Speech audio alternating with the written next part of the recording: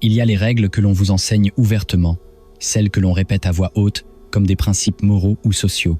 Et puis, il y a les règles que personne n'ose formuler clairement, celles qui séparent la force de la faiblesse, la domination de l'exposition inutile. La plupart des gens croient que le pouvoir est quelque chose que l'on montre, une présence bruyante, une affirmation constante, une démonstration visible.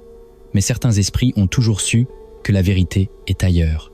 Le véritable pouvoir réside dans ce que vous retenez, surtout en public. Car en public, vous n'êtes pas seulement observé par des individus, mais par des opportunités, par la réputation en train de se former, par ceux qui attendent silencieusement votre faux pas.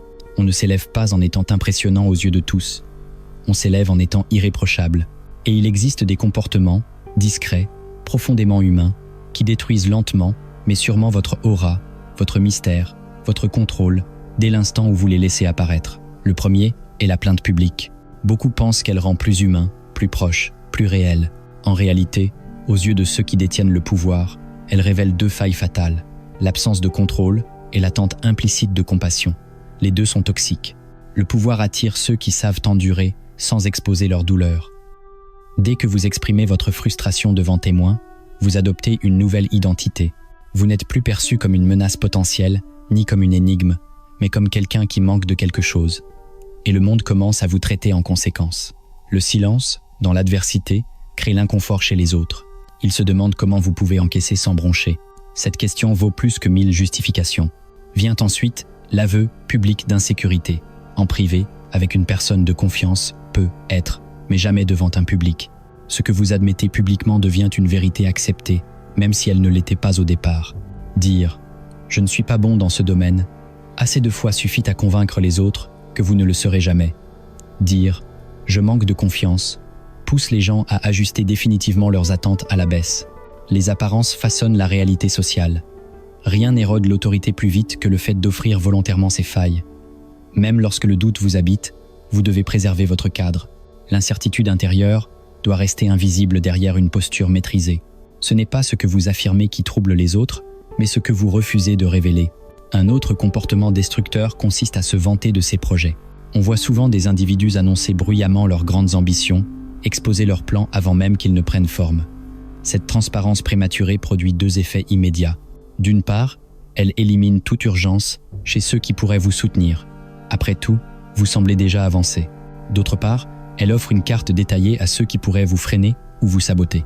Le mouvement discret est toujours plus puissant que l'annonce spectaculaire. Le succès véritable surprend. Il arrive sans préavis, lorsque les résultats sont déjà impossibles à nier.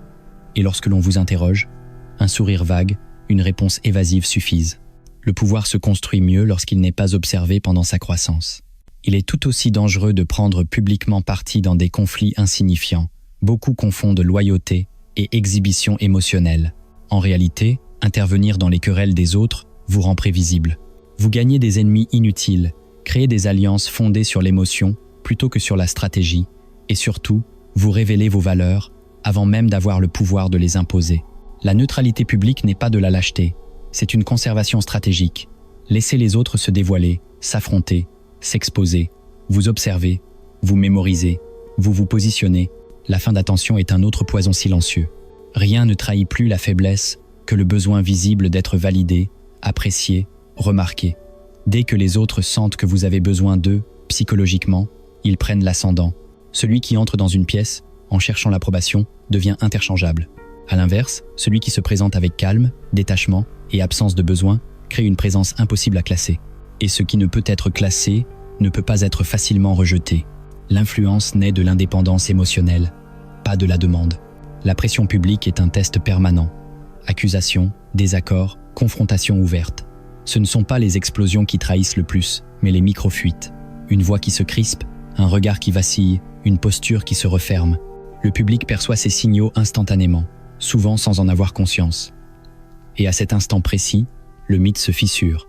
Celui qui sait absorber la pression, sans la refléter, devient un point de référence psychologique. Les autres ajustent leur comportement autour de lui. Le calme sous tension n'est pas de la froideur, c'est une forme de domination. Il y a aussi cette tendance destructrice à trop s'expliquer, justifier chaque geste, clarifier chaque parole, corriger chaque interprétation. Dès que vous vous lancez dans une surexplication publique, vous abandonnez le cadre. Vous acceptez implicitement que les autres définissent le sens de vos actes. Celui qui détient le pouvoir ne se justifie pas, il redirige. Face à l'incompréhension, une réponse ambiguë suffit à renverser la dynamique. Le silence, ici encore, force l'autre à douter de sa propre lecture. La rancœur affichée face au rejet est une autre forme d'auto-sabotage. Être ignoré, mis de côté, remplacé, provoque toujours une douleur. Mais la montrer publiquement revient à annoncer que l'on a été touché, que l'on a perdu de la hauteur. La réaction la plus déstabilisante n'est ni l'agressivité, ni l'ironie, mais le détachement. Une immobilité émotionnelle qui donne l'impression que l'autre vient de se priver lui-même de quelque chose de précieux. Très souvent, celui qui ne vous voit pas réagir commence à douter de son choix. Enfin, critiquer publiquement quelqu'un de plus puissant est rarement un acte rentable. Même lorsque la critique est juste, elle est perçue comme de la jalousie par l'observateur neutre et comme une menace par celui qui est visé. La vérité n'est pas une arme brute, elle est un outil stratégique. Elle ne doit être utilisée que lorsque le contexte la rend utile. Le pouvoir ne réside pas dans le fait de dire ce qui est vrai, mais dans le choix du moment où cette vérité devient efficace. Éviter ces comportements ne suffit pas, leur absence crée un vide. Et le monde social déteste le vide, il le remplit par des projections. Les autres attribuent un sens à votre silence, à votre retenue, à votre absence de réaction. Ce sens peut être façonné. Lorsque la plainte est remplacée par une endurance muette, la douleur devient mystérieuse. Lorsque l'insécurité est remplacée par l'ambiguïté, l'esprit des autres s'embrouille. Ils ne savent pas ce que vous pensez, ni jusqu'où vous voyez. Et cette incertitude les pousse à se surveiller eux-mêmes. Là commence un autre jeu.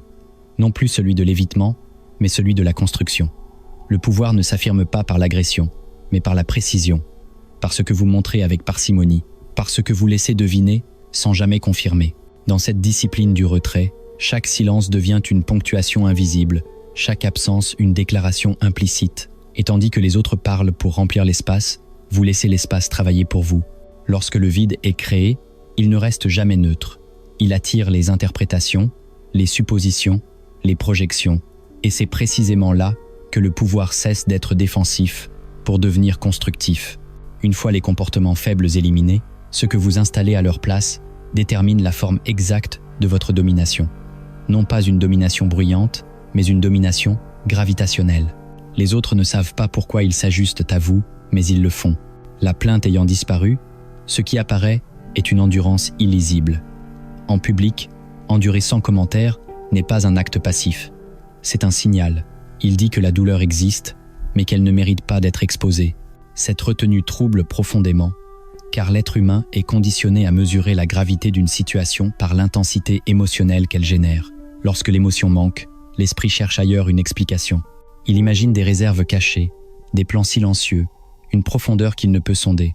Vous n'avez rien affirmé, pourtant votre calme devient intimidant. Non parce qu'il est froid, mais parce qu'il est opaque. L'insécurité, quant à elle, est remplacée par l'ambiguïté stratégique. L'insécurité se justifie, s'explique, se corrige publiquement. L'ambiguïté, elle, se contente de laisser les autres dans l'incertitude. Vous ne dites pas que vous êtes perdu. Vous suggérez que vous voyez plus loin. Une phrase ouverte, un regard mesuré, une réponse incomplète suffisent. L'autre commence alors à surinterpréter. Il cherche des signes, analyse vos silences, exagère votre profondeur, et pendant qu'il s'égare dans ses propres hypothèses, vous gagnez du temps, de l'espace et un avantage invisible. Celui qui croit que vous jouez un jeu plus long devient naturellement prudent autour de vous. La vantardise disparaissant, il reste les signaux de pouvoir discrets. Le pouvoir véritable ne se proclame pas. Il se manifeste par des absences calculées. Vous ne listez pas vos réussites. Elles apparaissent indirectement. Votre temps devient plus protégé. Vos réactions plus lentes. Votre disponibilité plus rare. Les autres remarquent que vous ne vous expliquez pas lorsque vous gagnez, que vous ne célébrez pas lorsque vous avancez. Cette retenue crée un décalage troublant. Elle suggère que ce qu'ils voient n'est qu'une fraction de ce qui se passe réellement. Et cette impression suffit à installer le respect. La loyauté, elle aussi, change de forme. Au lieu d'être affichée bruyamment, elle devient silencieuse et privée. Soutenir quelqu'un publiquement peut sembler noble, mais cela transforme souvent une relation en spectacle et crée des dettes visibles. La loyauté la plus solide s'exerce hors de la scène. En public, vous restez neutre, presque distant. En privé, vous agissez avec précision. Cette dissociation rend votre soutien plus précieux, car il n'est pas soumis au regard collectif. Ceux que vous aidez dans l'ombre vous font davantage confiance que ceux que vous défendez sous les projecteurs. La quête d'attention est remplacé par un retrait contrôlé.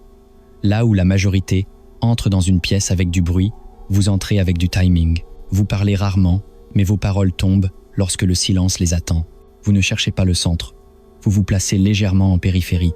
Et paradoxalement, c'est ce léger décalage qui attire. L'esprit humain est attiré par le contraste. Dans une salle pleine de performeurs, celui qui se tient à part devient le point d'ancrage. Les regards reviennent vers lui, sans qu'il n'ait rien demandé. Face à la pression, le débordement émotionnel est remplacé par des postures préprogrammées, des réponses corporelles conscientes, presque mécaniques, qui brisent le rythme de l'autre. Une pause avant de répondre, un silence prolongé après une interruption, un regard stable face à l'agitation. Ces gestes simples désorientent profondément, car ils refusent de jouer le jeu attendu. Celui qui voulait une réaction se retrouve seul avec son excitation. Et plus il insiste, plus il s'expose. Vous n'avez rien attaqué, vous avez simplement refusé de participer. La surexplication laisse place au micro-mystère. Plus vous parlez, plus les autres vous définissent. Moins vous parlez, plus ils projettent. Et la projection est une arme puissante, car elle travaille pour vous sans que vous ayez à la contrôler. Une réponse comme « on verra » ou « cela me semble logique » oblige l'autre à faire l'effort d'interprétation. Dans cet effort, il vous attribue souvent des intentions, une cohérence, une vision supérieure à ce que vous avez réellement exprimé. Le pouvoir naît rarement de ce que vous êtes exactement, mais de ce que les autres croient que vous êtes. L'amertume, lorsqu'elle est remplacée par un retrait élégant, crée un effet encore plus fort. Quitter une interaction sans éclat, sans justification, sans colère, provoque un malaise collectif. Vous n'avez pas réagi comme prévu. Vous n'avez pas supplié, ni attaqué. Vous avez simplement retiré votre présence. Ce retrait transforme votre attention en ressource rare. Ceux qui pensaient vous dominer commencent à douter. Ont-ils perdu quelque chose? Ont-ils commis une erreur? Le silence après le départ est souvent plus puissant que n'importe quelle confrontation. La critique directe, enfin, est remplacée par la précision différée. Vous ne frappez jamais sous l'impulsion. Vous observez, vous accumulez, vous laissez le temps révéler les failles. Puis, dans un autre contexte, face à un autre public, vous laissez tomber une phrase apparemment anodine, parfaitement ciblée. Elle semble presque accidentelle, mais elle touche juste. Le poids de cette phrase vient de tout ce que vous n'avez pas dit auparavant. C'est la retenue qui lui donne sa force. À ce stade, le silence n'est plus seulement une protection. Il devient un piège. Il attire les imprudents, pousse les nerveux à trop parler, incite les arrogants à se dévoiler. Ceux qui ne supportent pas le vide s'y précipitent et s'y perdent. Vous observez. Vous apprenez qui supporte l'absence de réponse, qui panique, qui tente de combler l'espace par des justifications inutiles. Le silence devient un test de caractère et beaucoup échouent sans même s'en rendre compte. Les questions directes peuvent également être retournées. Lorsque quelqu'un cherche à vous coincer publiquement, répondre par une autre question inverse immédiatement, le rapport de force. Vous refusez le rôle de celui qui doit expliquer. Vous placez l'autre dans la position de celui qui doit se justifier. Le public sent le basculement, même s'il ne peut pas le formuler. Le tempo change, le contrôle aussi. Les micro-mouvements prennent alors une importance capitale. Un regard qui dure une seconde de plus que nécessaire. Un demi-sourire lorsqu'un autre s'agite. Un geste lent dans un environnement rapide. Ces signaux minimes créent un inconfort diffus. Ils suggèrent que vous comprenez quelque chose que les autres ignorent. Et l'inconfort naît toujours de cette impression d'asymétrie. Peu à peu, vous cessez d'être simplement une personne dans l'espace public. Vous devenez une variable instable, difficile à prévoir, difficile à classer. Les autres ajustent leur comportement autour de vous, modifient leur ton, recalibrent leurs attentes. Sans discours, sans menace, sans affirmation directe, vous commencez à influencer la température émotionnelle de la pièce. Et lorsque cette influence s'installe, quelque chose d'encore plus subtil se produit. Votre absence commence à parler autant que votre présence. Lorsque vous quittez un lieu trop tôt, lorsque vous arrivez légèrement en retard, lorsque vous refusez d'être constamment accessible, vous créez un récit sans le raconter. Les autres comblent les blancs. Ils s'interrogent, ils spéculent. Et dans cette spéculation naît une forme de légende discrète. Ce n'est pas encore le sommet, mais c'est le point où le pouvoir cesse d'être simplement défensif et devient une force qui façonne l'environnement sans jamais se montrer. À partir de ce moment, la perception ne se limite plus à ce que vous faites sous les yeux des autres, mais à ce qu'ils pensent de vous lorsque vous n'êtes pas là. Le véritable champ de bataille n'est plus la scène publique, mais l'espace mental que vous occupez en votre absence. C'est là que se construit la légende silencieuse. Non par des déclarations, mais par des traces diffuses, des impressions persistantes, des questions sans réponse, Les gens commencent à parler de vous à voix basse, à interrompre leurs phrases lorsqu'ils prononcent votre nom, à hésiter avant de tirer des conclusions. Cette hésitation est un signe de pouvoir. L'art consiste alors à rendre votre absence active, quitter un lieu sans explication excessive, arriver quand la tension est encore montante, refuser l'accessibilité constante. Chaque geste doit suggérer que votre temps obéit à une logique qui n'est pas celle de la foule. Vous ne partez pas par rejet, ni par arrogance, mais par nécessité implicite. Quelque chose vous attend ailleurs, quelque chose de plus important. Les autres ne savent pas quoi, et c'est précisément ce qui leur reste en tête. La curiosité devient narrative, et la narration nourrit l'influence. Lorsque votre réputation est mise à l'épreuve, la réaction la plus dangereuse est la défense immédiate. Se justifier, se disculper, rectifier publiquement une interprétation, c'est accepter le cadre de l'accusation. Le stratège aguerri comprend que la défense valide souvent le soupçon. Il choisit donc l'immobilité. Il laisse les autres se charger de la protection. S'il a construit suffisamment de crédibilité, quelqu'un parlera pour lui. Et si personne ne le fait, alors le silence devient encore plus parlant, car il suggère que la rumeur ne mérite même pas d'être reconnue. La foule corrige plus efficacement que l'individu, lorsque l'individu a su installer les bonnes alliances invisibles. Le moment du départ, lui aussi, est une arme. Beaucoup savent entrer, peu savent sortir. Quitter trop tard dilue l'impact. Quitter trop tôt peut sembler fuyant. Le départ stratégique intervient lorsque l'intérêt n'a pas encore culminé. Une phrase neutre, une raison logique mais incomplète, et vous disparaissez. La conversation continue sans vous, mais elle tourne autour de votre absence. On ne discute pas de ce que vous avez dit, mais de ce que vous n'avez pas encore révélé. Le pouvoir s'étend alors au-delà de votre présence physique. Peu à peu, vous cessez d'être perçu comme un acteur parmi d'autres. Vous devenez une référence implicite.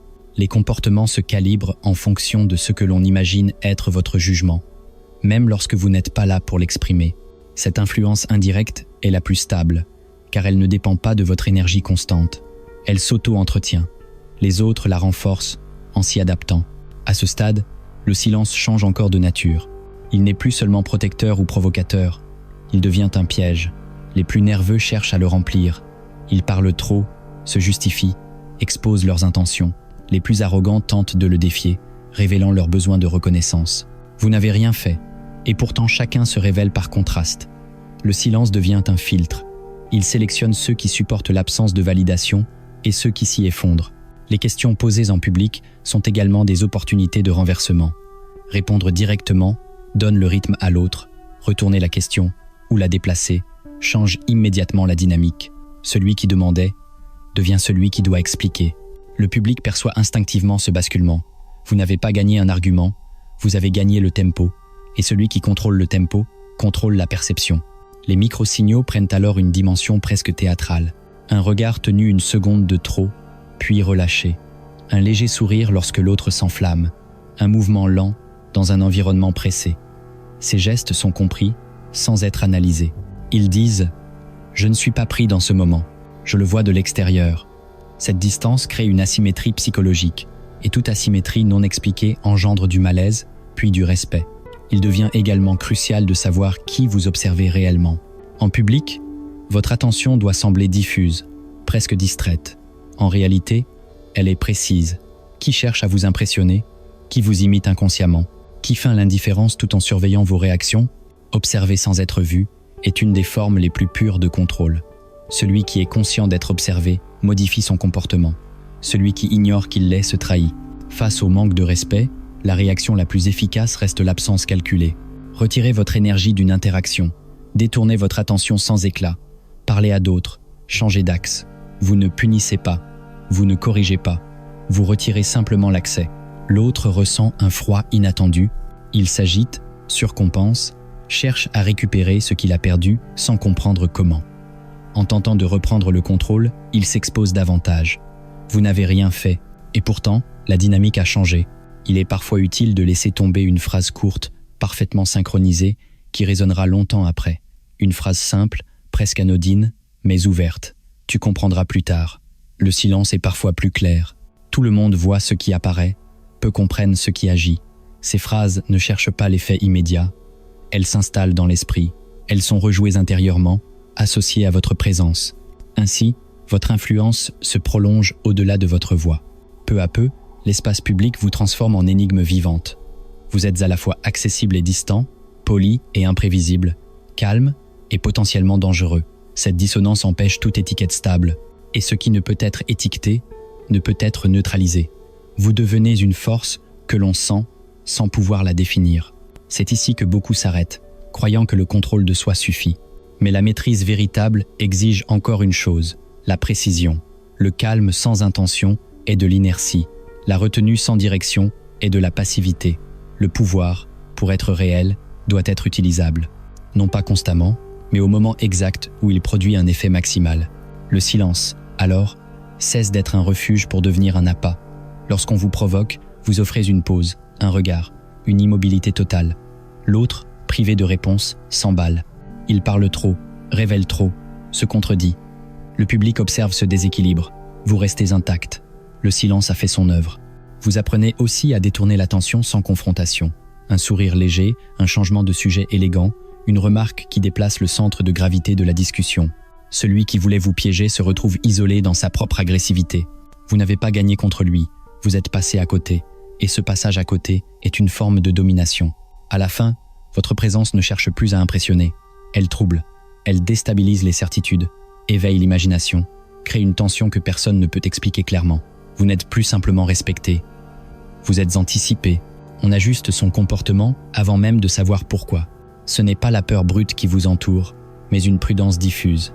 Une conscience que quelque chose vous échappe, si l'on vous sous-estime. C'est ainsi que le pouvoir s'installe durablement, non par la force, ni par le bruit, mais par l'art de laisser les autres combler les vides que vous avez soigneusement créés. Car au bout du compte, l'objectif n'a jamais été d'être compris. Il a toujours été d'être suivi, sans explication claire, sans certitude rassurante. Et lorsque vous atteignez ce point, vous cessez d'agir comme quelqu'un qui cherche le pouvoir. Vous commencez à vous déplacer comme quelqu'un qui en est déjà chargé, prêt à être utilisé, mais rarement tiré.